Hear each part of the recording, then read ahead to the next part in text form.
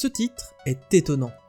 Reprenant le personnage du film iconique de Paul Verhoeven, Robocop, mi-homme, mi-machine, vous vous retrouvez dans Détroit au milieu des méga-corporations, des machinations politiques, des expérimentations robotiques, des quartiers désaffectés et des junkies pour rétablir l'ordre par la force à coups d'Auto-9. Avec des graphismes et des animations faciales datées et des déplacements lourds rendant les quêtes additionnelles extrêmement barbantes, le titre s'impose pourtant comme un très bon FPS où on retrouve l'hyper-violence du titre original et la sensation de puissance, tout en n'oubliant pas l'univers et l'histoire, chose qu'on n'attendait pas forcément de la part des Polonais de Théion. Scannons tout cela.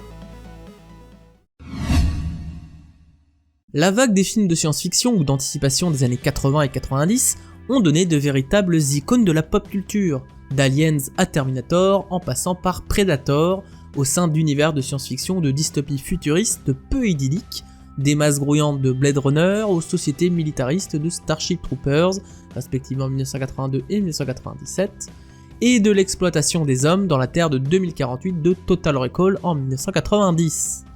C'est d'ailleurs le néerlandais Paul Verhoeven qui est réalisateur de ces deux derniers titres, en plus de la vision sale et pauvre de Détroit dans la dystopie futuriste de Robocop en 1987.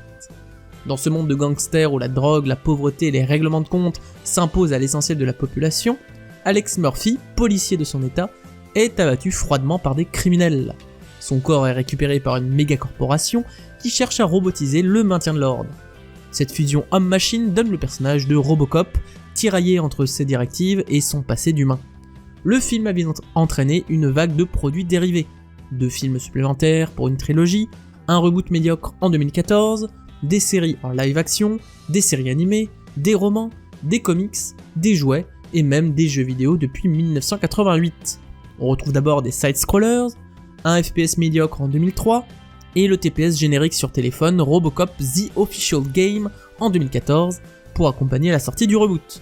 Rien donc d'extrêmement transcendant. Il est donc étonnant de voir apparaître ce Robocop Rock City, d'autant plus qu'il est développé par les Polonais de Théion. Dans leur ludothèque très fournie en petite production ou réadaptation de rail shooter, on note ainsi le médiocre Rambo The Video Game en 2014, largement décrié par les joueurs et la critique à sa sortie.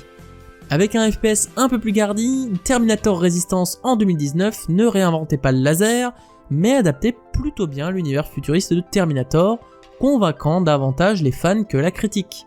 C'est donc un studio peut-être un peu plus confiant dans le FPS qui se lance dans le challenge d'adapter l'univers de Robocop en capitalisant sur leurs forces, aboutissant à un soft qui a finalement été bien accueilli par la critique comme par les joueurs.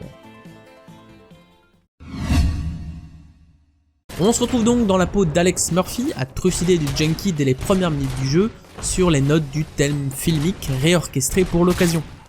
On y découvre la lenteur de Robocop, son imperméabilité aux balles et grenades, même si l'armure peut vite tomber en miettes si l'on reste trop longtemps sous le feu adverse, et son puissant Auto-9 et ses rafales de 3 coups qui arrachent tête, bras et jambes dans des gerbes de sang. On retrouve largement la violence du film et le mitraillage de bad guys. Vous pouvez également frapper les ennemis, les empoigner et les jeter, ou encore projeter des parties de l'environnement. Au fil des missions, on obtient des niveaux permettant d'obtenir des points de compétences à répartir dans différentes branches, le plus important étant selon moi de débloquer très vite les compétences pour obtenir rapidement le dash, permettant de charger vos adversaires et de les fracasser, le coup aveuglant, le ralentissement du temps et le bouclier temporaire, qui vous seront très utiles face à un environnement de plus en plus hostile, car les adversaires ne sont pas en reste.